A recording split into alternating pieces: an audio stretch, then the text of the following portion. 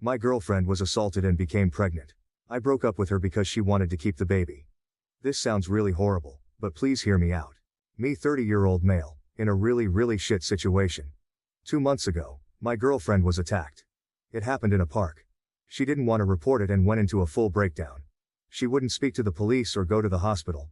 I couldn't force her, so I just stayed with her. She was in a really bad state, and I've been by her side, listening to her, helping her. We've been to therapy, and she knows I'm there for her. She has a history of depression, and I've been really worried. She was, obviously, in a really shit state since. She would barely eat or sleep, and she'd often wake up in the middle of the night crying or screaming. I've been with her, by her side, listening to her, helping her with whatever she needed. Sometimes she'd just stare at the walls for hours, lost in her thoughts. We went to therapy together, trying to find some way to navigate through the mess. I wanted her to know I'm there for her, no matter what. She's got a history of depression, and seeing her like this has had me really worried. I try to be strong for her, but there are moments when I feel completely powerless. Last week, we found out she was pregnant. The moment we saw the test results, it was like the world stopped. I felt a mix of anger, sadness and helplessness all at once. I was abroad for 2 months before the attack on work, and I came back early to care for her. So the baby definitely isn't mine. She is 100% sure it's the attacker. We had hoped it was just a false alarm, but the tests don't lie. The realization hit her hard, and she broke down again. The fact that this pregnancy is a constant reminder of that horrific night is tearing her apart. She feels trapped, and I don't know how to help her escape this nightmare. So we had a discussion. It was one of the hardest conversations we've ever had. She's a devout Catholic, and her faith means everything to her. Initially, we decided on an abortion. It seemed like the only way for her to start healing and move forward. But after she spoke to her mother, everything changed. Her mother told her that under no circumstances should she abort, saying it would be a grave sin. After that talk, she decided to keep the baby, saying that it isn't the baby's fault. She believes that every life is sacred, no matter the circumstances. I could see the turmoil in her eyes, torn between her faith and the trauma she's been through. It was like watching her heart break all over again. I flat out told her that I would not help raise a baby of a guy who attacked her. The words felt harsh, but I needed her to understand my stance. She cried and begged me not to leave. Her tears were heartbreaking, and I hated seeing her in so much pain, but I couldn't back down. I told her that she is the one making the choice.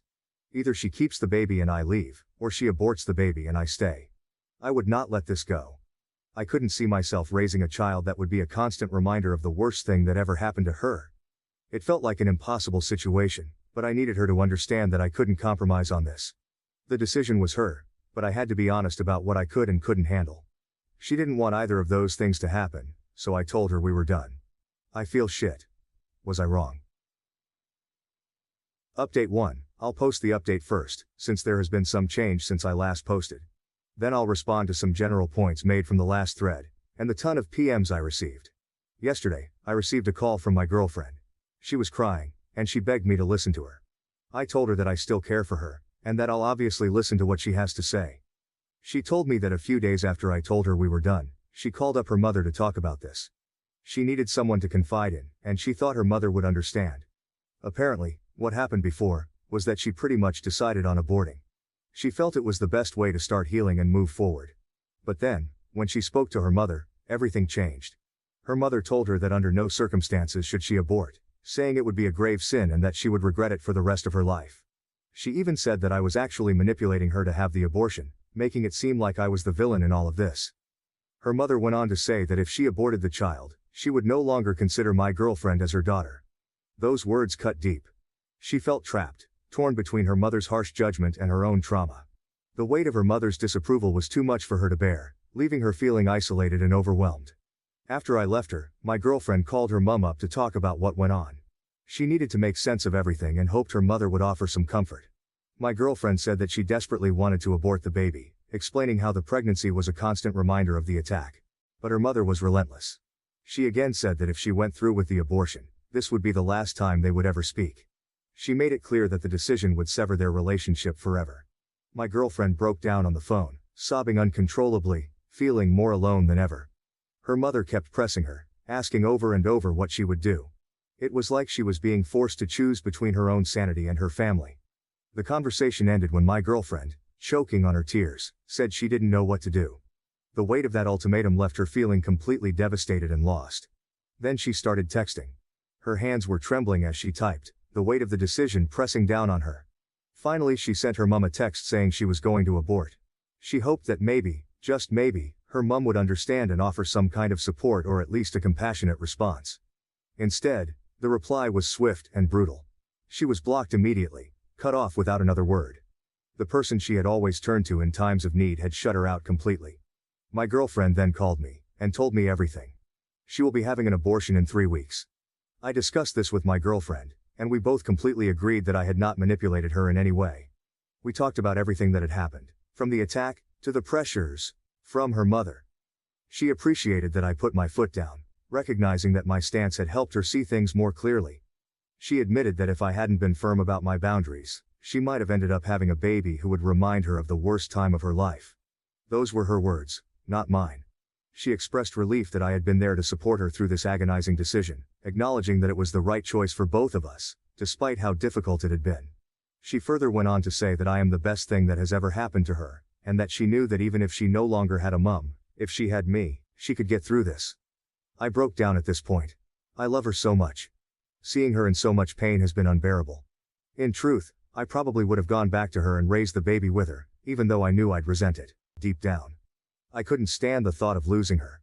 I made the original thread to get some backing rather than anything. To see if I had made the right decision. I needed to hear from others, to find some validation and reassurance that I wasn't a monster for making such an ultimatum. The outpouring of support and perspectives from others helped me realize that standing my ground was necessary for both of us. It was a way to protect our future, and help her move forward from the trauma. I'm so relieved things have turned out the way they have. Also, screw any mother who places religion over their own child. Friggin' lunatics. Now to respond to some of your points from the last thread. 1. No, my girlfriend did not cheat on me. I am almost certain about this. Not only because she had the conscience of a fragile angel, but also because we both know each other's schedules really well, and we often talk to friends who can corroborate timings. Moreover, her roommate took photos of my girlfriend after she came home assaulted. It's not rough sex as some of you dicks put it. 2. I don't give a rat's arse if you think abortion is a sin or the killing of a baby. Come and raise the baby or give us money to raise the baby or hire us a live-in maid to tend to my girlfriend's every need while she is pregnant if you're so sanctimonious. Talk the talk, then walk the walk, you wanking tit baboons. 3. My girlfriend was absolutely clear she wanted to raise the baby, probably influenced by the mum. 4. Thanks for all the people telling me I did the right thing. It was really difficult. I'm very glad it turned out the way it has though. 5. To the people who PM'd me telling me I'm a monstrous baby killer, I fail to see what my hobbies have to do with this issue. Update 2. I was hoping to post here again after the abortion, still scheduled for 2 weeks' time, but I thought I should provide an update on some recent events from a mother from the pits of Satan's rectum. On Saturday, I answered my door and stood face to face with 2 police officers. My heart immediately sank. They asked me if I was who I was, and I replied that I was. I couldn't help but feel a surge of anxiety, wondering what this was about. They then said they were looking for my girlfriend. I called her over, my voice shaking a bit, and she appeared, looking confused and scared. The police officer said that he needed to have a word with her.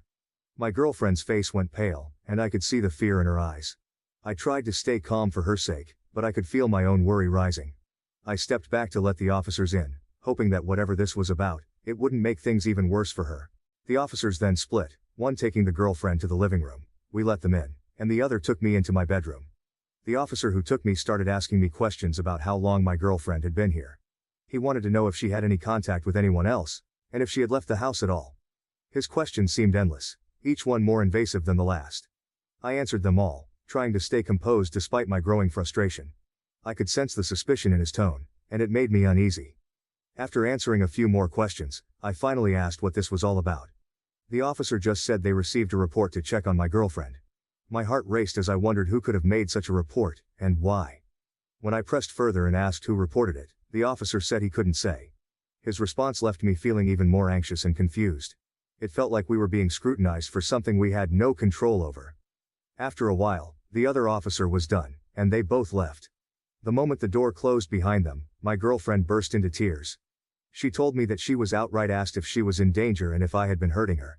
The officers even asked if she was being held against her will. She said no to everything, of course, but the questions had shaken her. She felt violated and scared. Then she revealed that the police had received a call from her mother, claiming she might be in danger and that I could be abusive to her. The accusation hit me like a punch to the gut. I couldn't believe her own mother would go that far. It felt like a betrayal, and the fact that she would try to use the police to drive a wedge between us made me furious. My girlfriend was devastated, caught between her loyalty to her mother and the reality of our situation. I was fucking livid. The moment she told me what her mother had done, rage boiled up inside me. I couldn't believe the nerve of her mother, accusing me of something so vile and trying to use the police to interfere in our lives. I immediately said I was going to press charges against her. For what? I didn't know exactly. Harassment, probably. Anything to hold her accountable for this madness. I couldn't just stand by and let her get away with trying to destroy us like this. My girlfriend looked at me with wide, tear-filled eyes, clearly torn between wanting to protect her mother and understanding my anger. The betrayal stung deeply, and I needed to do something, anything to fight back against the injustice of it all. My girlfriend begged me to not, and said that it would all just blow over, and that she just needs time to calm down. What a f. She sent the police to my house to get me arrested. How is that sane thinking? I couldn't wrap my head around it. The sheer audacity of it all left me reeling. I could lose my job if I was arrested and charged. My career, my livelihood, everything I had worked so hard for could be shattered because of her unfounded accusations. What the hell is she thinking? It felt like she was trying to ruin my life and our relationship all in one fell swoop. The implications were terrifying, and the fact that someone so close to my girlfriend could be so reckless and malicious was beyond comprehension. The weight of it all pressed down on me, and I felt like I was teetering on the edge of a precipice. I told my girlfriend that if the mother does anything like this again, I will definitely press charges. So the girlfriend decides on Sunday to talk to the mom to not do anything like this again. They had a conversation for about 2 minutes, then I started hearing sobs. Immediately, I walked into the room, saw my girlfriend was crying, still holding the phone against her ear. I plucked her phone from her hand, and held her for a bit, as I heard, "Hello," from the phone. Then I put it on me, and said, "You're a disgrace of a mother," and hung up. Then I held the girlfriend for what felt like an hour before we started talking. Apparently the mother was telling girlfriend how if she continues with the abortion, she will never see the mother again, or her brother, or her deceased father, who is in heaven, even though he died a drink-violent alcoholic who beat girlfriend. But hey, repent your sins at death, am I right? Because girlfriend would be going to damnation. I told my girlfriend that if she was going to hell, then she should save me a seat, and we'd be nice and toasty together. I love her smile. What do you think, if anything, should I do about the mother?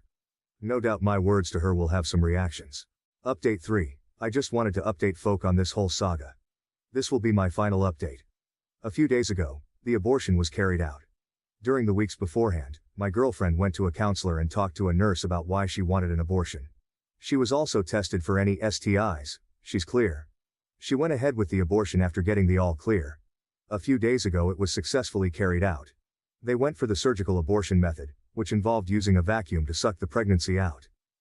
My girlfriend said it was pretty painless, and she was able to return home after just a few hours. When she came home, she cried and cried and cried. The floodgates opened, and all the pain and relief came pouring out at once. I held her tightly, feeling the weight of her emotions in every sob that racked her body. She says she feels like a huge weight had been lifted, and for the first time in months, I saw a glimmer of hope in her eyes. She can finally look to move on with her life. The burden of the unwanted pregnancy, the constant reminder of the attack, was finally gone.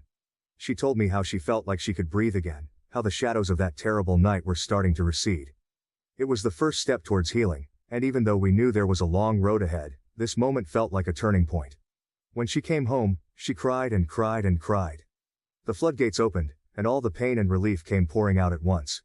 I held her tightly, feeling the weight of her emotions in every sob that racked her body. She says she feels like a huge weight had been lifted, and for the first time in months, I saw a glimmer of hope in her eyes. She can finally look to move on with her life. The burden of the unwanted pregnancy, the constant reminder of the attack, was finally gone. She told me how she felt like she could breathe again, how the shadows of that terrible night were starting to recede. It was the first step towards healing, and even though we knew there was a long road ahead, this moment felt like a turning point. When she came home, she cried, and cried, and cried. The floodgates opened, and all the pain and relief came pouring out at once. I held her tightly, feeling the weight of her emotions in every sob that racked her body. She says she feels like a huge weight had been lifted, and for the first time in months, I saw a glimmer of hope in her eyes. She can finally look to move on with her life. The burden of the unwanted pregnancy, the constant reminder of the attack, was finally gone. She told me how she felt like she could breathe again, how the shadows of that terrible night were starting to recede. It was the first step towards healing, and even though we knew there was a long road ahead, this moment felt like a turning point. We took the whole week off work, needing some time to ourselves to process everything and just be together. Yesterday we went camping.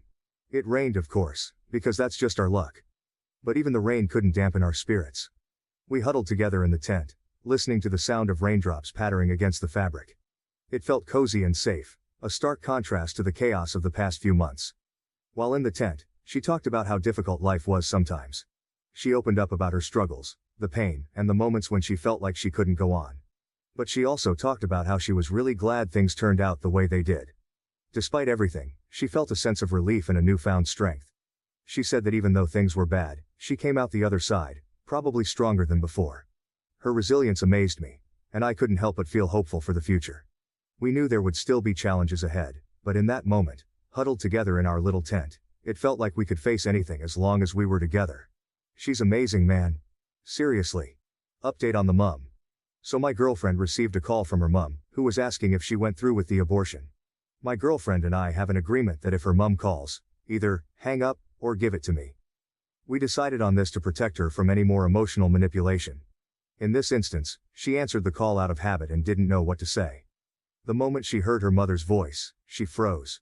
She looked at me with wide eyes, panic written all over her face, and handed me the phone without saying a word. I took the phone and braced myself. Her mother immediately launched into a tirade, demanding to know if the abortion had been carried out. I told her that the abortion went perfectly. As soon as I said those words, she unleashed a stream of curses at me, her voice dripping with venom. I listened for about a minute, letting her get it all out, a slight smile playing on my lips at the absurdity of it all.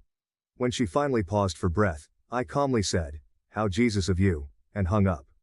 My girlfriend didn't find it funny. Anyway, that's it. The silence that followed was heavy, but it felt like a small victory. My girlfriend gave me a grateful look, relief washing over her face. We knew her mother wouldn't take the news well, but standing up to her felt like reclaiming a bit of our own power. Good luck to everyone in their lives. Also, if you're going to message and insult me via PM, just be warned. I've killed a baby before. In your opinion, what do you think about this story? Please leave your comment below to let me know. Me and my girlfriend were on a romantic trip in Italy after some months of emotional distancing, due to work. Then on the final days she suddenly wanted to stay without me to find herself despite the plan. So I cut her off financially and left. So, here's the deal. Me and my girlfriend of 2 years. Before the whirlwind of my current job kicked in, life with Jay, that's my girlfriend, was pretty much like something out of a feel-good movie. We met at a friend's barbecue and clicked instantly. She had this easy laugh and a way of seeing the funny side of everything, which made every day a bit brighter. We spent countless evenings just walking through the park, cooking together, or binge-watching series. We were that couple always holding hands, always planning the next fun thing. Back then, my work was steady, predictable 9 to 5 hours, so I always had ample time for us. But as things picked up at work, with me stepping into a more demanding role, our dynamics began to shift. It was subtle at first, missing a dinner date here, canceling plans there. I told myself that it was just a busy phase, that I'd regain control of my schedule. Jay was understanding too, always saying she got it, that work was important. But no matter how supportive she tried to be, I could tell it was wearing on her. The past 2 months have really highlighted how strained things have become. My new normal means more late nights, unexpected weekend calls, and constant emailing from home. We see less of each other, and when we do, the exhaustion and stress are palpable. What used to be our downtime has turned into brief, often silent meals, with both of us glued to our phones. The intimacy that came so easily now feels like something we have to schedule, like another task on my to-do list. These changes have brewed undercurrents of resentment. Jay, once so laid back and jovial, now snaps over minor things like forgetting to buy milk or leaving a wet towel on the bed. We argue over these trivialities, but there's always an unspoken heavier air about time, about neglect. We haven't had a big blowout, nothing that dramatic, but there's this constant, nagging feeling of drifting apart, like we're slowly losing grip on what made us us. Recognizing the toll my new job was taking on Jay and me, I knew something had to give. I could see the strain in her eyes, the way her smile didn't quite reach as far as it used to. It was like watching the color fade from a vibrant painting. Guilt gnawed at me, a constant reminder that I wasn't there for her as much as I should be. She never complained much, but love doesn't need words to express when something's amiss. I decided to plan a vacation, something grand, a gesture to show Jay just how much she meant to me and to perhaps salvage what was becoming of our once effortless connection. Italy seemed like the perfect escape, with its romantic landscapes, rich history, and the promise of delicious food. It was somewhere Jay had mentioned wanting to visit back in our easier days. I imagined us wandering through the streets of Rome, riding a gondola in Venice, and sipping wine under the Tuscan sun, reclaiming the magic that we'd lost to routine and tired, late-night apologies. I handled all the arrangements secretly, booking our flights and picking out the coziest hotels, aiming for a seamless, stress-free experience. When I finally told Jay about the trip, the surprise ignited a spark in her that I hadn't seen in months. The essence of Italy seeped into every moment of our trip, and it seemed each day offered a new adventure, a fresh opportunity to bridge the gap that had formed between us. One evening in Venice stands out vividly in my memory. We had booked a small boat to take us through the winding canals at dusk. The setting sun cast a warm golden glow over the ancient buildings, and the water mirrored the sky, turning our surroundings into a canvas of oranges and pinks. The boatman maneuvered us expertly under low bridges and alongside colorful, slightly tilting buildings. Jay and I sat close, our hands intertwined, the sounds of distant chatter and the gentle splash of water against the boat filling the air. There was a peace in that moment, a quiet contentment that I hadn't felt in months. She rested her head on my shoulder, and it felt like we were the only two people in the world. Another highlight was our romantic dinner in a quaint little restaurant in Rome. Tucked away in a narrow alley lined with ivy-covered walls, the restaurant was Jay's find, a place she had read about in one of her travel blogs. We dined outside under a string of small lights, the atmosphere buzzing with the soft murmur of other diners and the clink of glasses. We indulged in a meal of fresh pasta, drizzled with a truffle sauce that was nothing short of divine, paired with a bottle of local red wine recommended by our waiter. Jay's eyes sparkled under the fairy lights as we talked about plans for the future, about places we still wanted to see, and about starting fresh when we got back home. For a few hours, it felt like we had recaptured the magic of our early days together, laughing and sharing stories with an ease that I had sorely missed. These moments, so full of promise and rediscovery, made the sudden shift on our last day all the more jarring. As we stood on that cliff in Naples, with the vast blue sea stretching out before us, I couldn't help but feel like the picturesque scene was mocking us, presenting a stark contrast to the turmoil that was unfolding between us. Someone's life can't really be like that. That's when she dropped the bombshell. Out of nowhere, Jay told me she needed more time here, in Italy, without me. She told me she wants to stay longer to find herself, and think about our relationship without me. I was stunned. There was no lead-up, no conversation about feeling constrained or unhappy. Not like this. Until that moment, I thought we were healing, getting better, finding our way back to each other. But her words made it clear she felt differently. She hadn't planned this with me, hadn't even hinted at needing more space until that instant. It felt like a betrayal, not just of the plans we'd made together, but of the progress I thought we'd been making. I felt a mix of emotions swirling inside me, anger, confusion, but mostly, a deep, unsettling sadness. Here I was, thinking we were mending our relationship, while she was apparently still questioning everything about us. The idea of leaving her there, in a foreign country, tore at me, but so did the feeling of being so unexpectedly pushed away.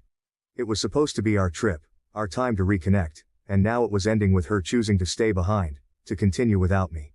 This wasn't just a small hiccup, it felt like a seismic shift in what I thought our future was going to look like. The conversation escalated quickly from her initial bombshell. Standing there, overlooking the Mediterranean, the salt air mixing with the tension between us, I struggled to keep my composure. I needed to respond, to say something, because silence would just be acceptance, an agreement to her sudden plan without any consideration of what it meant for both of us. So, as calmly as I could muster, I addressed the financial side of her decision, a decision she had made alone but one that would affect us both. Jay, I began, trying to keep my voice even. I want to support you in finding whatever it is you're looking for. But if this is something you need to do alone, then I think it's only fair you take on the financial responsibility for it too. I explained that the trip as planned was something I could prepare for, budget for, but extending it was beyond what I had anticipated. As Jay's voice grew louder against the backdrop of the cliffside, her words cut through the gentle hum of the waves below. The tension was palpable, and her accusations stung deeply. How can you just cut me off like this? Is this how you show your love? By holding money over my head? Her eyes, usually so warm and inviting, now flashed with a mixture of frustration and desperation. I tried to keep my own emotions in check, to respond without escalating the situation further. Jay, this isn't about money. I replied, my voice steady but filled with emotion. It's about us. About commitment. When you say you need to stay longer without me, it feels like there's something more, something you're not saying. The accusation stung. This wasn't about money, not really. It was about boundaries, respect for the decisions we were supposed to make together. This trip was meant to be a gesture of healing, not a gateway to a unilateral decision that left me both financially and emotionally overextended. She looked away, her eyes scanning the horizon. I could see the gears turning, her mind wrestling with the implications of her desires versus the realities of our relationship. The air between us felt charged, heavy with unsaid things and unresolved emotions. I took a deep breath, trying to read between the lines of what she wasn't quite saying. The idea of her needing time alone here, now, seemed to point to something more than just soul-searching. Jay, are you telling me everything? I asked gently, hoping to coax out what was really on her mind. We ended the conversation with no real resolution, the issue hanging over us like a dark cloud. She was hurt, feeling unsupported in her moment of need for independence. I was confused and upset, feeling like the partner left holding the pieces while she sought something I couldn't give her on those cliffs. We spent our last night in Italy in silence, each lost in our own thoughts, wondering what the next step would be for a relationship that had just faced one of its toughest tests. When I returned from Italy, the tension between Jay and me hadn't eased, but the addition of our friends' opinions only magnified the stress. It started with a few offhand comments during a group video call, when one of our mutual friends, Mark, mentioned hearing about our little disagreement in Italy. The word choice felt minimizing, and the discussion quickly spiraled from there. Dude, you left her stranded in Italy? That's harsh, Mark said, shaking his head, his tone more accusatory than concerned. Another friend, Lisa, chimed in. Yeah, I mean, I get that you're upset, but cutting her off financially? That seems a bit extreme. Their words stung. Here were people who knew us both, who knew our dynamics and the struggles we'd been facing lately. Yet it seemed they only saw the situation from one side. Jay's. They weren't there to see the confusion and hurt in my eyes when she told me she wanted to stay behind. They didn't feel the weight of betrayal that I felt when my efforts to mend our relationship were met with a sudden demand for space and independence. I tried to explain my side, to tell them how blindsided I was, how we had planned this trip together as a couple and how her sudden decision felt like a step away from everything we were supposed to be working on. It's not about the money, I insisted. It's about being left out of a major decision that affects both of us. It's about feeling like I'm not a partner but a provider to be switched on and off. But the conversation didn't go far. Their minds seemed made up, and the more I tried to justify my stance, the more defensive I sounded, which only seemed to validate their criticisms. The call ended with a heavy silence, and I was left feeling isolated, not just from Jay but from my friends too. This rift made me question a lot of things, not just my relationship with Jay, but also my friendships. It felt like they were quick to judge without understanding the full complexity of the situation. Or maybe, I wondered, had I failed to communicate the depth of my feelings effectively? Either way, I felt cornered and misunderstood, caught between defending my boundaries and appearing uncaring to the people whose opinions mattered to me. It was a precarious balance, trying to maintain my stance while navigating the disapproval of friends I had once relied on for support. Update. Wow. I can't believe my situation got so many of your attention. Well, thank you for all of your advice. A month had dragged by since Jay decided to extend her stay in Italy, a decision that stretched the fabric of our relationship to its limits. The weeks were marked by a strained exchange of messages, brief, cold, and sometimes days apart. I had hoped the distance might bring some perspective, perhaps soften the edges of the conflict we had left simmering. Yet, as her return approached, a knot of anxiety grew within me, tightening with each passing day. She didn't call to let me know she was coming. I simply heard the key turn in the lock of our apartment. The sound, once a signal of comfort, now struck a chord of apprehension. As she stepped inside, the air shifted, heavy with the weight of unspoken grievances and pent-up frustrations. She looked different, tired, yes, but there was also a hard set to her jaw, an armor she had donned during her time away. The door barely closed behind her before the storm broke. How could you just cut me off like that? Jay's voice was sharp, her words sluicing through the tense air. Her bags dropped to the floor with a thud, mirroring the heavy drop of my heart. I had not cut her off financially without a warning. I had told her during our last painful conversation in Naples that if she chose to stay longer, she would need to do so on her own dime. But it seemed she had either misunderstood or chosen to reinterpret the facts. I didn't cut you off, I replied, trying to keep my tone level despite the rising tide of emotion. I said if you decided to stay longer, you'd need to manage without my financial support. You made that choice, not me. You left me stranded in a foreign country, she exclaimed, her face flushed with anger the moment she saw me. The accusation felt like a slap, harsh and unfounded. It was the breaking point after weeks of built-up tension and uncertainty. I didn't leave you stranded, Jay. You chose to stay. We had a return ticket already booked, I retorted, my voice rising to match hers. I felt betrayed, not just by her decision to extend her stay without discussing it with me, but now by her twisting of the facts. It was as if the careful plans I had made, meant to bring us closer, had been forgotten, discarded like an inconvenient truth. The argument spiraled quickly. Jay paced back and forth in the living room, each step seeming to echo her escalating frustration. You could have supported me, understood that I needed more time, she argued, throwing her hands up in exasperation. And you could have talked to me about it, Jay. Communication goes both ways, I shot back. The gap in our perspectives seemed insurmountable. I had envisioned our discussion as a chance to air our grievances and seek understanding, perhaps even find a way to mend the rift between us. Instead, it turned into a volley of accusations and hurt feelings. As we argued, the hurt became palpable, filling the space between us with words and silences equally heavy. The room felt smaller, as if the walls were inching closer with each passing moment of our disagreement. I could see the strain in her eyes, mirroring my own fatigue. It was draining, this dance of stubbornness and pride, and it hurt more because it was with Jay, the person I had once been so in sync with. Finally, with neither of us willing to budge, Jay grabbed her bag and keys. I can't do this right now, she said, her voice breaking a little. I need some space to think, away from here. Without another word, she left the apartment to stay with a friend.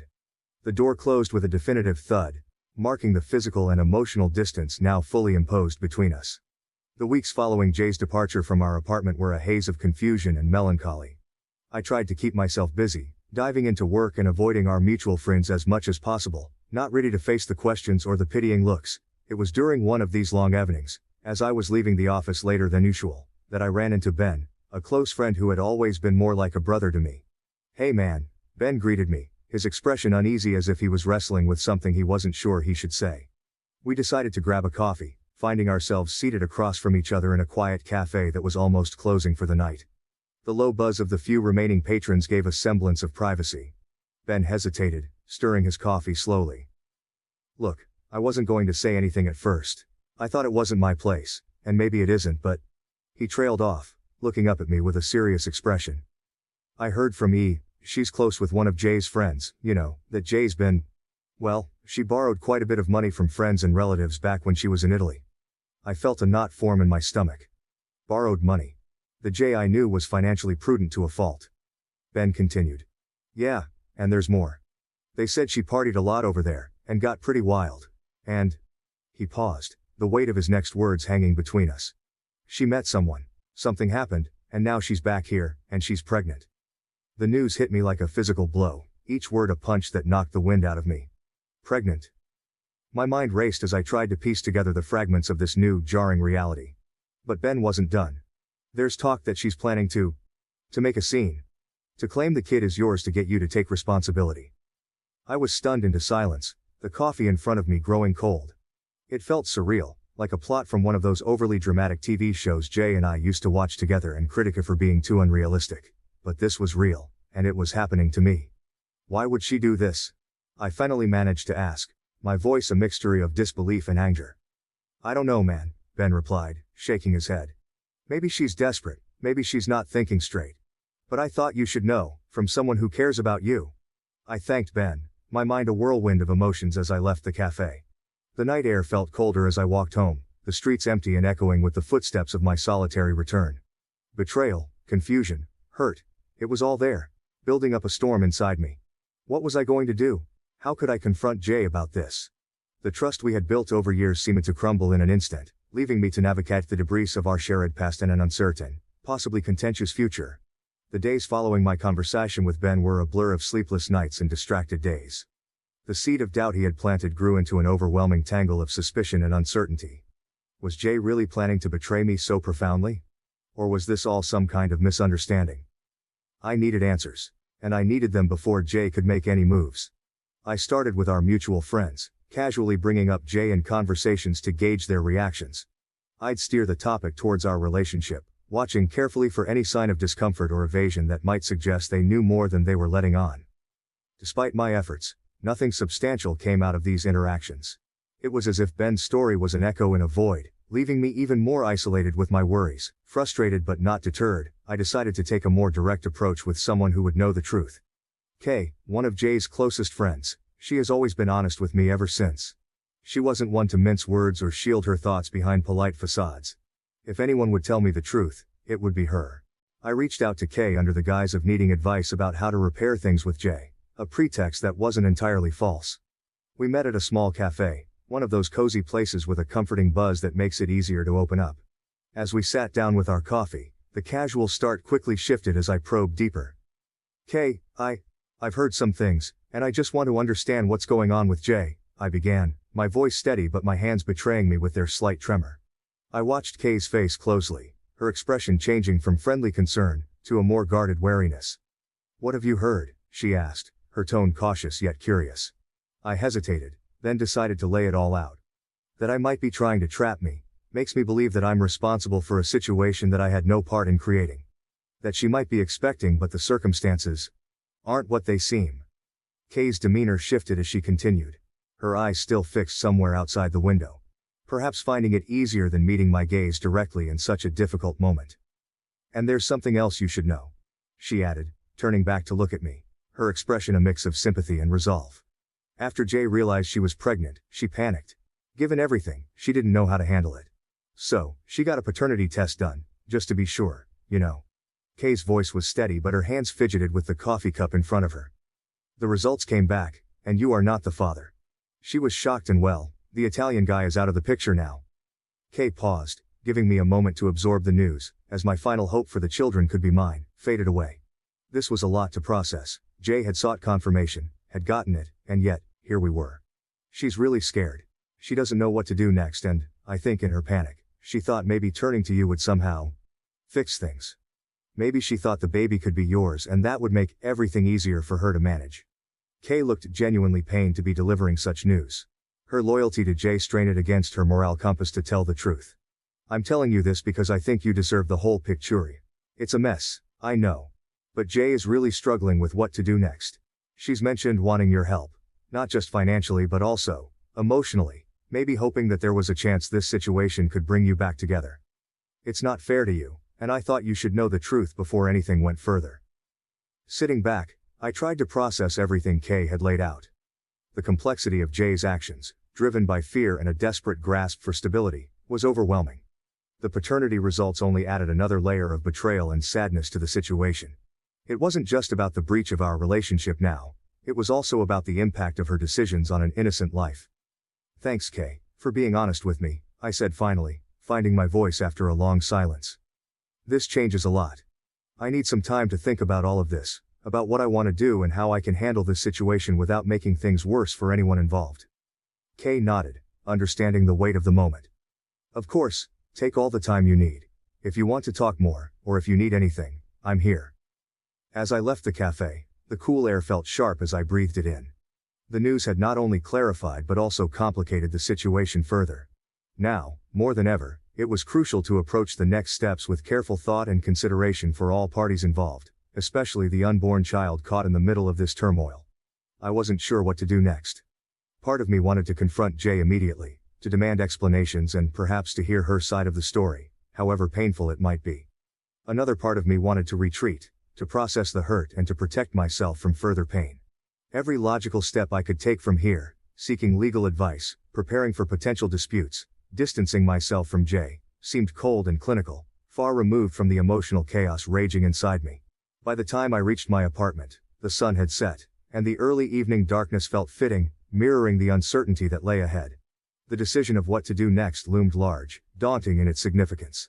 As I turned my key in the lock, the familiar sound seemed strangely foreign, as if even my sense of home was questioning where I belonged. Inside, the quiet of my apartment was a stark contrast to the storm of thoughts in my mind. I sat down, alone with the echo of Kay's last words, stretching out before me. After 3 days of agonizing over everything, I decided it was time to face Jay. I needed clarity and closure, no matter how painful the conversation was going to be. I texted her, asking if we could meet at the little coffee shop where we'd spent countless lazy Sunday afternoons together. It felt like a neutral place, public yet intimate, appropriate for the kind of serious conversation we needed to have. She was already there when I arrived, her eyes red-rimmed, a clear sign she'd been crying. As I sat down opposite her, the air felt heavy with all the things left unsaid between us. "I know everything, Jay," I started, trying to keep my voice calm despite the turmoil inside me. "I know about the guy in Italy, the pregnancy, and your plan to make me believe I could be the father." Her face crumpled at my words. "I was so confused," she managed to say, her voice a whisper. "I thought, maybe if you thought the baby was yours, we could go back to how things were." The hurt was palpable, stinging fresh like a wound reopened. "Jay, we can't go back. Trust doesn't work that way," I replied, feeling a strange mix of anger and pity. "And I can't just overlook this. It's too big." There was a long pause, filled only by the soft murmur of other patrons, and the clink of coffee cups. Finally I took a deep breath and continued. "I've decided I'll help you clear your debts from the trip. It's the last thing I can do for you, out of whatever love and care is left." Jay started sobbing, her shoulders shaking. It was tough to watch, knowing how deeply intertwined our lives had been. "But after that, we go our separate ways," I added. "It's for the best." Helping her financially was a decision I made not just out of mercy for her but as a way to free myself too. From guilt, from the what-ifs, and from a relationship that had become too fractured to mend. As hard as it was, I knew it was the right step towards healing, towards not letting this situation keep a hold on me any longer. As I stood up to leave, the finality of the moment sunk in. Jay was a significant part of my life, but it was clear that chapter had to close. Walking out of the coffee shop, I felt a weight lift off me, a sorrowful relief, knowing that this was a necessary end for both of us to move forward. As I reflect on the journey I've shared with you all here, I want to extend a heartfelt thank you to everyone who took the time to comment and offer their support and advice. Your words have been a beacon during a tumultuous time, guiding me through moments of doubt and encouraging me when the path seemed too difficult to navigate alone. The wisdom shared in the comments was not only invaluable in helping me make informed decisions but also provided comfort in knowing that I was not alone in this struggle. Many of you shared your own stories, which reminded me that life's trials are universal, yet they also bring us together in understanding and solidarity. I am especially grateful for those who reminded me to stay true to my values and to approach this situation with integrity and compassion. Your reminders to protect my emotional well-being and seek professional advice were crucial in navigating the complexities of this situation. Thank you too for the reminders about self-care and the encouragement to look forward after difficult choices. These messages helped me maintain perspective and focus on healing. To everyone who commented, your support has made a real difference in my life during this challenging time. I am moving forward with a renewed sense of purpose and hope, buoyed by the kindness and wisdom of this community. Thank you for being a part of my journey. My mom abandoned me when I was a kid, and now she disrespects my wife for not understanding her struggles. Me, 38. Male. When I was 10, losing dad felt like the universe had suddenly tilted on its axis. It wasn't just a quiet, peaceful kind of passing, it was abrupt, shocking, the kind you replay in your mind over and over, trying to make sense of it. He was there one day, his laughter filling up our small living room, and then he wasn't. The details around his death were messy and painful, too much for a kid to really grasp, but enough that the memories just sort of stick with you. Mom took it hard. Really hard. She tried to hold it together, but you could see the strain in her eyes, the way her hands shook a little more each day. She wasn't the same after that. None of us were. Our home felt like a completely different world. One where the colors had faded and the sounds were muffled. Mom, who used to be the heart of our house, filling it with warmth and laughter, suddenly seemed like a shadow of herself.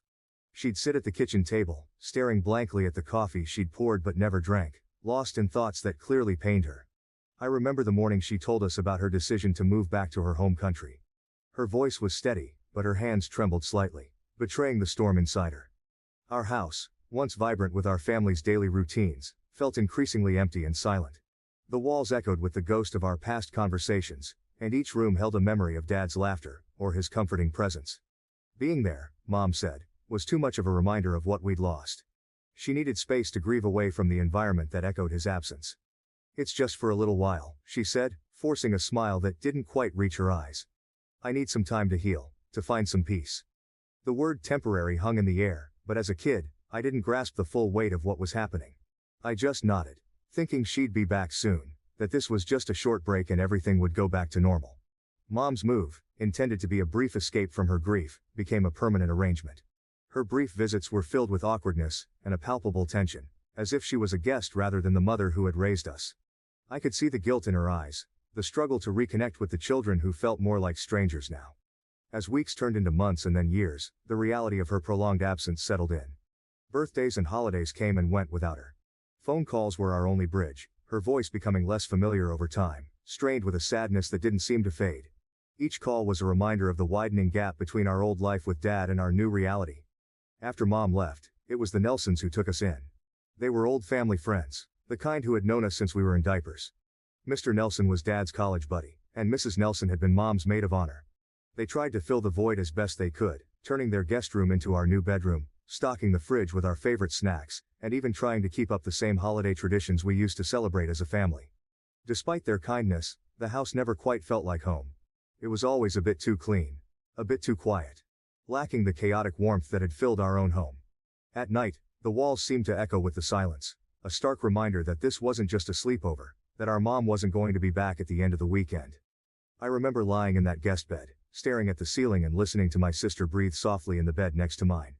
She seemed to adapt better, or maybe she just hid her feelings more. Nights were the hardest for me. That's when the what-ifs would haunt me. What if I had been less of a hassle, quieter, easier to handle? Would Mom have stayed if I hadn't been so much like Dad, as she often said I was? These thoughts would spiral, and I'd find myself gasping for air, feeling that old familiar pang of abandonment. Mrs. Nelson would hear me sometimes, her soft knock on the door a prelude to her sitting by my bed, whispering reassurances, trying to soothe the fears and doubts that gnawed at me. But no matter how gentle her touch or kind her words, they couldn't replace the comfort that would have come from my own mom's embrace. This experience shaped how I parent my own kids. I've always made it a point to be there for them, to be a constant presence in their lives. I've gone overboard at times, maybe, being too protective, too present. I want them to feel secure, to know I'm always there, no matter what. Because the absence of my mom, her choice to distance herself when we needed her most, left a void in my life that I've sworn never to replicate in theirs. It's tough sometimes, knowing that Mom was just grappling with her own grief while trying to find a way to cope. I understand it on a rational level, but emotionally, it still stings. Accepting her decision has been one of the hardest parts of growing up, and even now, it's a struggle not to let that old resentment color the love I still have for her. My wife, a wonderful woman, we married and have 2 wonderful childs together. I met my wife in college, a stroke of luck that I still thank my stars for. We had both chosen the same dreary morning lecture, Economics 101, and it turned out the only thing more potent than our mutual disdain for the subject was our instant connection. She sat next to me on the first day, her presence a stark contrast to the monotonous tone of the professor. She had this way of scribbling notes that was almost artistic, her expressions flickering between amusement and exasperation. We started sharing notes, then coffee, and eventually, our dreams and fears. Telling her about my family came later, when our casual coffees had turned into long dinners and we started thinking about a future together. It was a summer evening, one of those perfect ones where the air is just cool enough to be comfortable. We were at a little park near campus, watching the sunset paint the sky in strokes of orange and gold. I felt the weight of my past nudging at me, urging me to open up about everything. I started with the good memories, my dad's roaring laughter, the way he used to scoop me up into the air, my mom's holiday cookies, and the noise of a house that felt full. But then I shifted to the harder truths. I explained how things changed after Dad passed away, how the brightness dimmed and how Mom eventually moved away. I told her about the years of feeling adrift, being raised by family friends who were kind but couldn't fill the void my mom left. My wife listened quietly, her hand finding mine as I talked. Her eyes never left my face, and in them, I saw a well of empathy and understanding. When I finished, there was a soft sigh, a slight squeeze of her hand around mine, signaling her support. She didn't bombard me with questions or pity.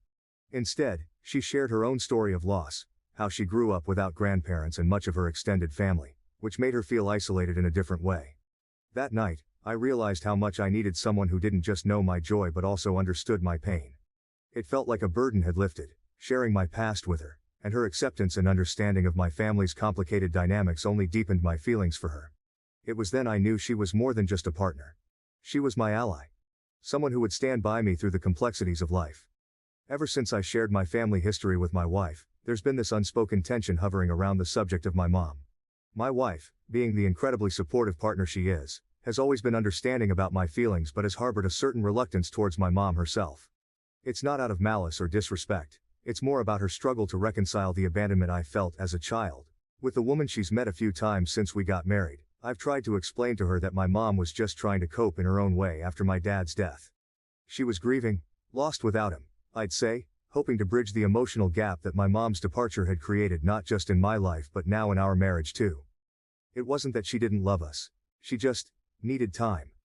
But to my wife, who sees the world through lenses tinted with fierce loyalty to family, the idea that a mother could leave her children in the care of others, regardless of the circumstances, is a pill too bitter to swallow. She's never rude about it, never dismissive of my ongoing relationship with my mom. She encourages me to call her, supports my trips back home to see her, and she's always the first to suggest we send gifts on Mother's Day. But she remains distant, a polite coldness setting the boundaries of their interaction. During family gatherings or holiday dinners when my mom is around, my wife is cordial, but distant. She'll smile, engage in small talk, but there's a guardedness in her eyes, a firm line drawn that everyone seems to understand.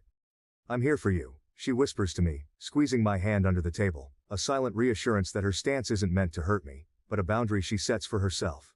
It's a delicate balance, navigating this quiet standoff between them.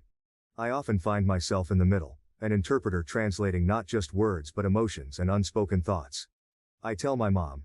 She's just fiercely protective of those she loves, hoping to soften her hurt at my wife's standoffish demeanor. To my wife, I gently remind, Mom has her flaws, but she regrets those years away, trying to kindle empathy in the ashes of past grievances. This dynamic, though far from ideal, has become a part of our life's rhythm. My wife's steadfast support of my relationship with my mom, without choosing to engage more deeply herself, speaks volumes of her respect for me, even if it's a compromise she silently bears. It's a silent testament to her strength and her deep understanding of my need to maintain that fragile thread with my past. Recently, I decided it was time for another trip back to my home country, to let the kids spend some time with their grandmother. My wife couldn't make it due to her demanding job, and while she encouraged us to go, I could tell she was relieved not to face the tension that usually accompanied these visits. I explained the situation to my mom when we landed, and she nodded, saying she understood, but her disappointment was palpable. The first few days were a blur of activities. My mom went all out, taking the kids to local parks and museums, filling our days with laughter and stories, almost as if making up for all the missed time. In those moments, watching her with the kids, it was easy to forget the complex layers of emotions that usually clouded her visits back home. The evening had started off well enough. We were at my mom's house. My aunt's laughter echoing through the kitchen as she cooked, the smell of spices filling the air, a reminder of so many childhood meals. It felt good to be home, even if home now had the bittersweet edge of missing voices and past grievances. My mom and my aunt, they've always had this way of making even the simplest meal feel like a feast, and tonight was no exception. I was looking forward to a quiet evening, just family, sharing stories and catching up. The kids, exhausted by the day's adventures, fell asleep almost as soon as their heads hit the pillows. I kissed them goodnight and headed downstairs where my mom and aunt were in the kitchen, glasses of wine in hand, ostensibly relaxed. The murmur of their conversation greeted me as I approached, but it was my wife's name that caught my attention, halting my steps. "She thinks she's too good for us," my aunt's voice floated up, tinged with resentment. There was a clink of glass, probably my mom nodding in agreement as she added, "Yes, but don't bring it up around him. She's a snob, but it's not worth the argument." It stung, hearing that. There in the dim light of the stairwell, a knot tightened in my stomach.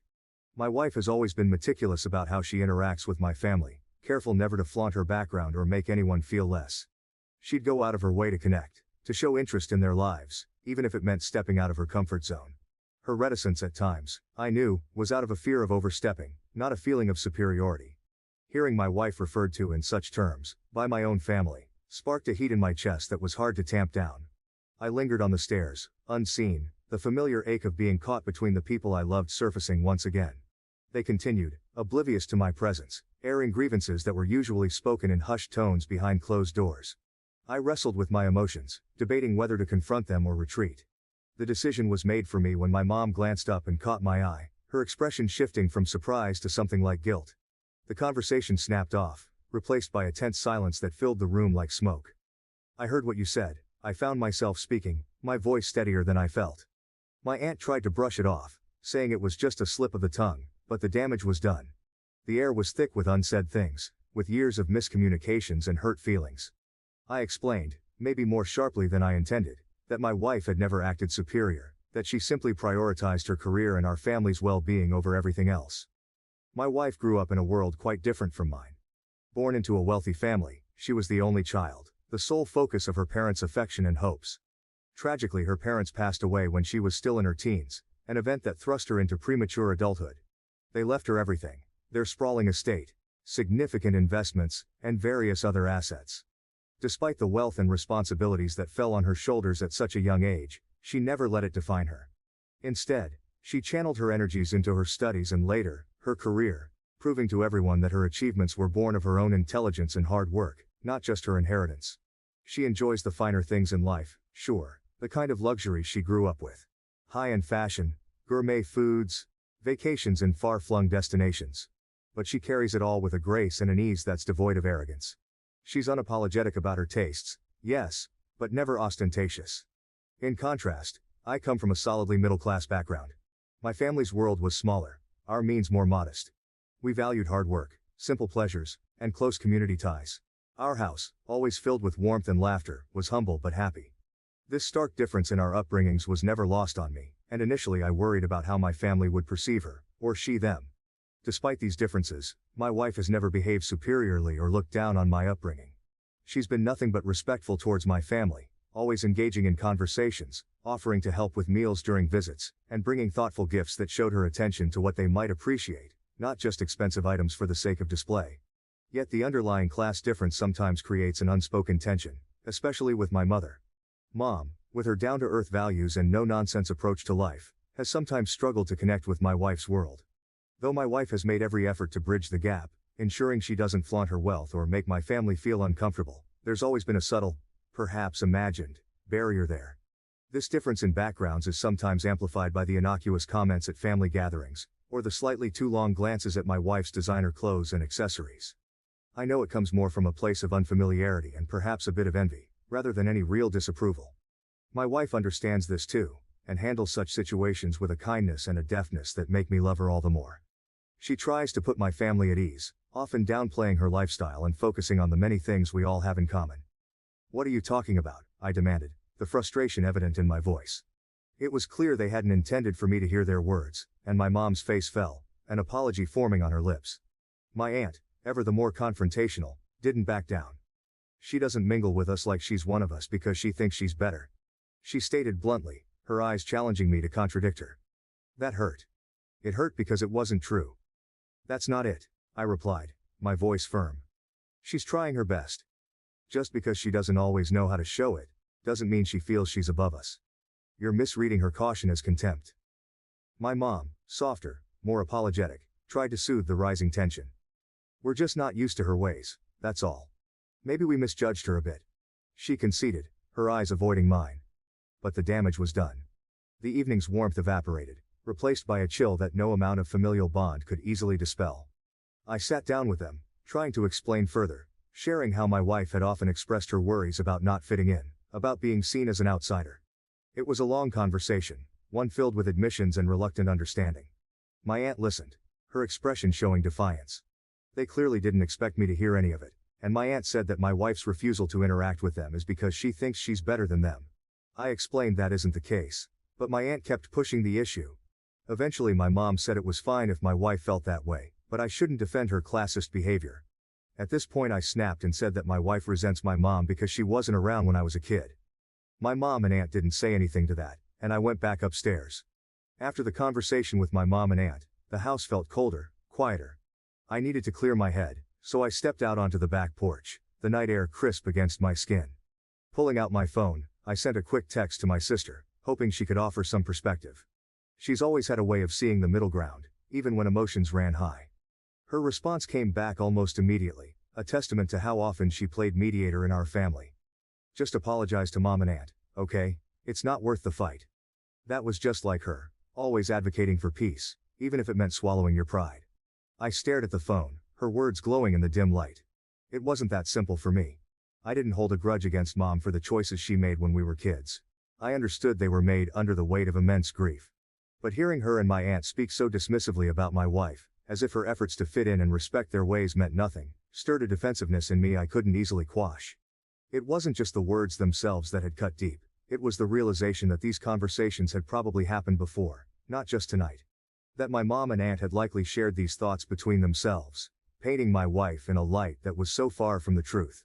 It felt like a betrayal, not just to my wife, but to the efforts we'd both made to bridge our very different worlds. Sitting there in the quiet of the night, I typed out a response to my sister. I get what you're saying, but it's not just about making peace. They don't see how hard she tries, or how their words might make her feel unwelcome. I didn't expect my sister to fully understand. Her approach was different, shaped by her own experiences and personality. I knew I would eventually need to address this with Mom and my aunt, to clear the air, or at least to make my stance clear. But I also knew an apology from me wouldn't fix the underlying issue, that my family still held on to preconceived notions about my wife, notions that weren't fair or accurate. The house was quiet, the only sounds the occasional distant bark of a neighborhood dog, and the soft hum of the refrigerator. The conversation with my mom and aunt had left a palpable tension hanging in the air, thick enough to choke on. Alone in the small guest room where we were staying, I replayed the evening's events over in my mind, each word and sharp glance looping endlessly. In hindsight, I could see where I might have approached things differently. Maybe I could have been calmer, more diplomatic, instead of letting my emotions get the best of me. But in that moment, hearing them talk about my wife like that, someone who had tried so hard to be part of this family, despite feeling like an outsider, it felt like an instinctive need to protect her had overridden everything else. My wife wasn't just my partner, she was the mother of my children, the person who stood by me unconditionally. Defending her wasn't just a reaction, it felt like a duty. I leaned back against the headboard, the mattress creaking slightly under my weight. The room was filled with old family photos and knickknacks, a stark reminder of the deep roots and history my family had in this place. It made my decision even more difficult knowing that leaving early would be like admitting defeat, like letting those petty comments drive us away. But staying felt untenable too, with every forced smile and careful conversation just adding layers to an already thick facade. The kids were asleep in the next room, blissfully unaware of the grown-up complexities clouding the air around them. I didn't want their memories of this trip to be marred by a sense of underlying conflict, or to feel the tension that I was so acutely aware of. I pulled out my phone and scrolled through it aimlessly for a few moments before I made the decision. I'd booked flights for us to go back home earlier than planned. It wasn't just about escaping an uncomfortable situation, it was about preserving the peace and mental well-being of my family. My wife, who hadn't even come on this trip, deserved to know that her feelings were validated, not just by words, but by actions. As I looked up flights, I realized this was more than just a logistical change, it was a statement. I wasn't just leaving early, I was making it clear that while family was important, the respect and well-being of my immediate family, my wife and kids, came first. She's not opposed to the idea of visiting my home country, and has done so in the past. Her job is just very demanding and she said she'd rather do a longer trip with the four of us. We have 2 kids, when she can arrange more time off and the trip isn't solely based on seeing my mom.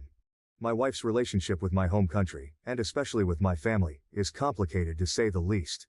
She's not against the idea of visiting. In fact, she's joined me several times before. But her job in corporate law is demanding. Long hours, constant deadlines, high stakes.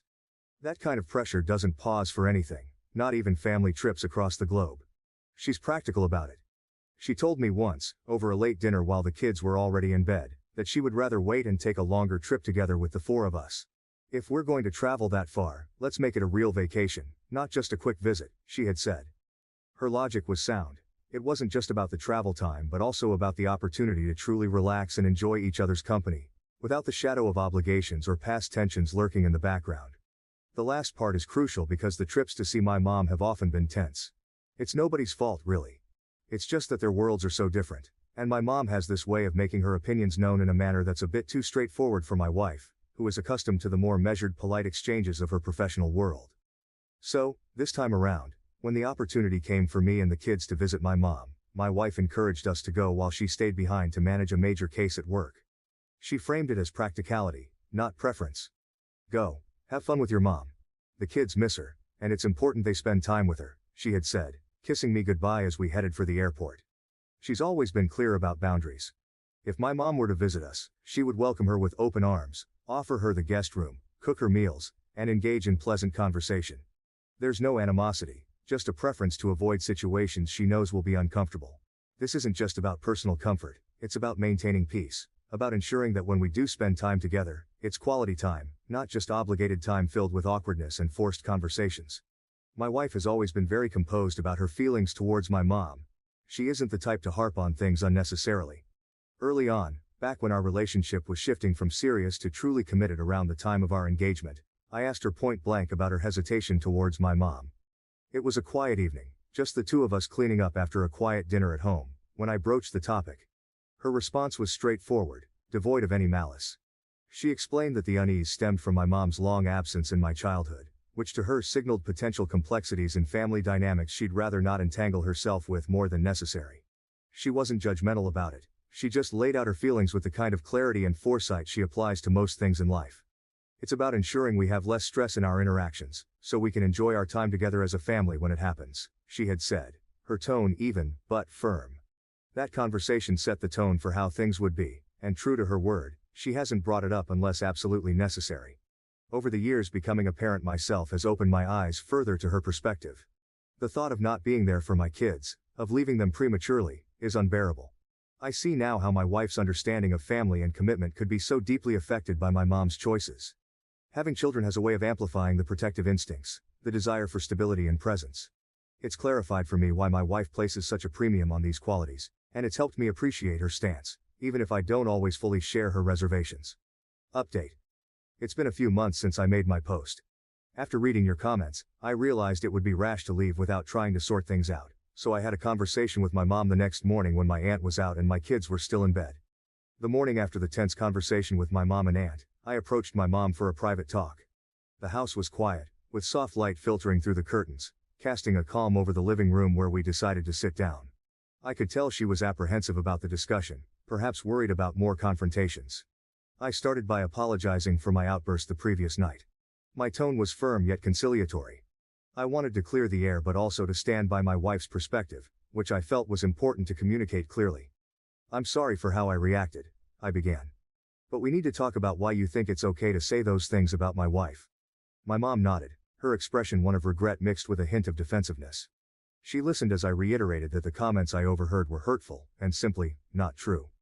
If there are issues, we should be able to discuss them openly, not just let them fester, I added, hoping to establish a more open line of communication. My mom sighed, a long weary exhalation that seemed to carry the weight of the past decades. I understand, but you need to see where I'm coming from too, she responded. She then explained how isolating it was for her after my dad passed away, how she needed to be around her own family back home to grieve.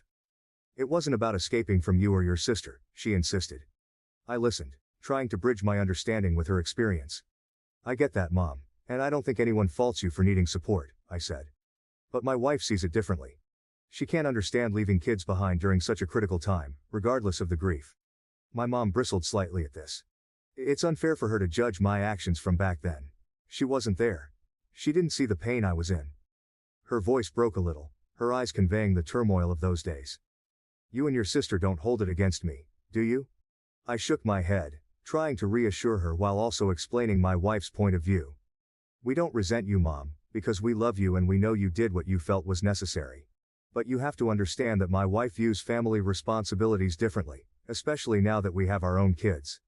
The conversation moved slowly, with pauses that were filled with unspoken thoughts and regrets. I stressed that my wife's feelings were valid, just as her actions had been to her at the time. It's not about right or wrong, I concluded. It's about understanding each other's perspectives and finding a way to respect them. I can't make my wife forgive you, Mom, I said, trying to keep my voice even despite the frustration building inside me. And I need you to stop speaking poorly about her. It's important you tell Aunt Jane to do the same. Mom listened, her expression a mix of understanding and helplessness. I'll do what I can, you know I will, she replied. But then she added, but I can't control what your aunt says or does, she has her opinions. This response frustrated me further. But don't you see? It's not just about opinions. It's about respect. If there's talk like that going on, it creates an environment I don't want around our kids. They pick up on everything, Mom. The idea of my children overhearing such comments about their mother worried me deeply. I can't be comfortable in a place where my wife, their mom, is disrespected. It's not just about us adults, it's about what kind of example we set for them. Mom nodded slowly, seemingly understanding the gravity of my concerns, but she held firm on her stance about my aunt. I'll talk to her, I promise. I'll try to make her see. But you know how she is, stubborn. And I can't openly criticize her. She's helped me through a lot. The room fell silent for a moment as I processed her words. The sunlight streaming through the window cast long shadows across the floor, a stark reminder of the day moving forward while we seemed stuck in this impasse. I looked at my mom, seeing the years of strain etched into her face, realizing that her relationship with her sister was just as complex as any other family dynamic. I understand she's family, I finally said. And I get that you've supported each other through thick and thin. But this is important. It's about protecting my family's well-being. Mom sighed, a sound of resignation mixed with resolve. I'll do my best, she repeated, her tone more assured this time. No one should feel unwelcome in my home. Things weren't going anywhere, so I told my mom I was going to go home early. She got upset and defensive, and I realized she would also keep badmouthing my wife, just when I wasn't around. That was the final straw. I went back upstairs and got flights for the next day. I sent my wife a text saying we'd be home early and I'd explain when I got back, but everyone was alive and healthy. She said that she was looking forward to it and asked if I wanted to call, but I just wanted to do it all in person. The next 24 hours in my mom's house were like walking on a tightrope, each of us carefully navigating around the tension that had settled in the air after our talk. The house, usually filled with the comforting smells of home-cooked meals and the sounds of casual family chatter, now felt unnaturally quiet, as if everyone was holding their breath, waiting for something to break the silence. As we packed up our things, the kids obliviously chattered about the trip, unaware of the undercurrents swirling around them. They were excited about going home, talking non-stop about showing their mom the souvenirs they had picked out for her. I tried to match their enthusiasm, but my mind was preoccupied with the conversation I'd had with my mom and the unresolved issues it left hanging between us. Finally, with our bags packed and the car loaded, I went to say goodbye to my mom. She stood in the doorway, her posture tense. There was a vulnerability in her eyes that I hadn't seen in a long time. "When will I see you and the kids again?" she asked, her voice thick with emotion. I took a deep breath, knowing my answer would be difficult for her to hear. "Mom, I want you in our lives, you know that.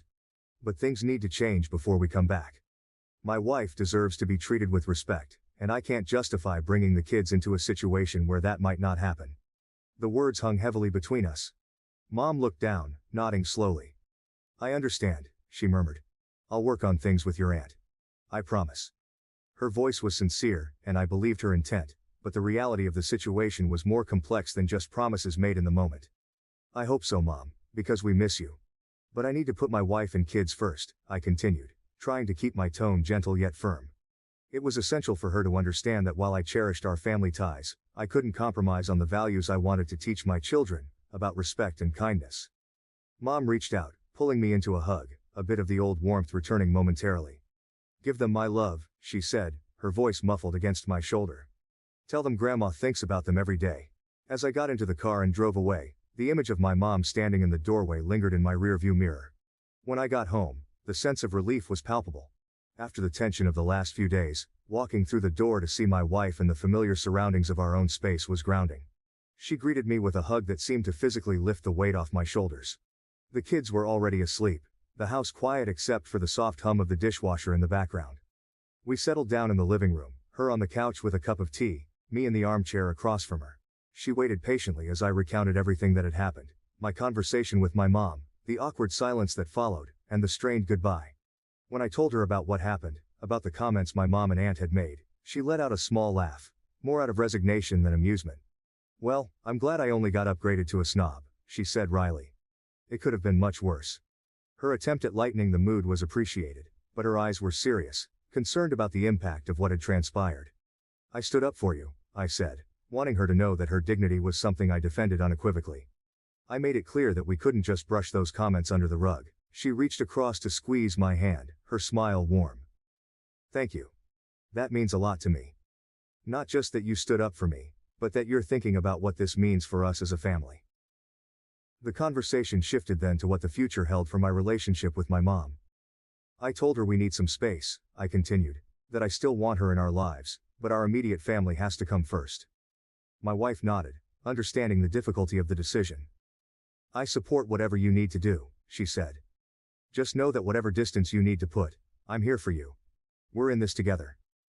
Her words were reassuring, reinforcing that the choices I was making were not just my own burden to bear but something we navigated together as partners. "I think it's the best thing for now," I concluded, feeling a bit more confident in our path forward. "It'll give everyone some time to reflect and hopefully heal a bit." She smiled, that same reassuring smile that had seen us through countless other challenges. "I'm proud of you," she added. "It's not easy standing up to family, but you're doing what's best for us. That's what matters." It's been several months since we returned from that charged visit to see my mom, and life at home has settled into a comfortable rhythm.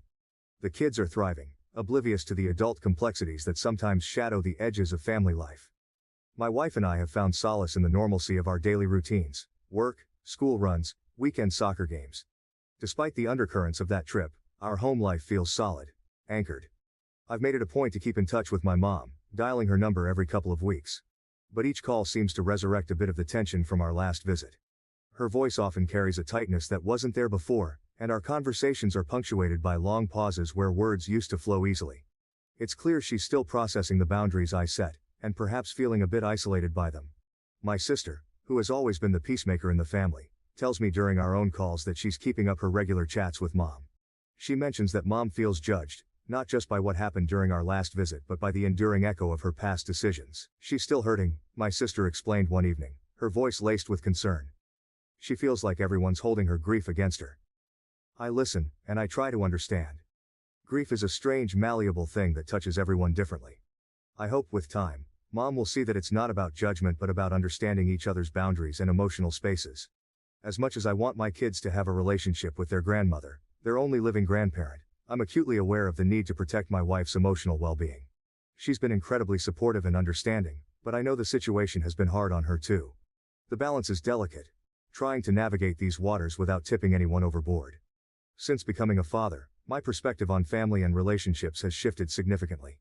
It's like my children have opened up new chambers in my heart and mind, chambers filled with deeper empathy and understanding, especially towards my wife. Watching her as a mother, seeing her dedication and the boundless love she pours into our children, I find myself constantly amazed and grateful for her presence in our lives. The thought of losing her, of my kids facing life without their mother, sends a cold shiver down my spine. It's something I can't even bear to think about for too long. This fear, this visceral reaction, it helps me understand why she's so sensitive about family matters and why she's been so adamant about setting boundaries with my mom. It's not just about past grievances or discomfort. It's about ensuring our family unit remains stable and supported, no matter what. Reflecting on this has also given me a fresh lens through which to view my own childhood. I forgive my mother for her choices during our most difficult times, decisions made while she was engulfed in her own sea of grief. I know that she did what she felt was necessary to survive emotionally, even though it meant being physically distant from me and my sister. Forgiveness, however, doesn't erase the understanding of the impact of those decisions. It doesn't wipe away the fact that those choices left marks, shaping how I view relationships and responsibilities. This empathy I hold for my wife, stemming from our shared parenting journey, makes me think about how I would feel if the roles were reversed, if it had been her parents who had left her in a similar situation. Honestly, I doubt I could easily forgive such an action. The mere idea stirs a protective instinct in me that is fierce and uncompromising. I would want to shield her from that kind of pain, just as I try to protect our children from any hurt or unnecessary hardship. This has led to many conversations between us, sometimes late into the night when the world is quiet and it's just the two of us, sharing our thoughts and fears. These discussions are sometimes tough, but they're always cathartic. They bring us closer, aligning our understanding and approach to how we manage our relationships with our extended family. Thanks for all your advice. For those of you who said I should get therapy, I am doing fine, but thanks for the concern.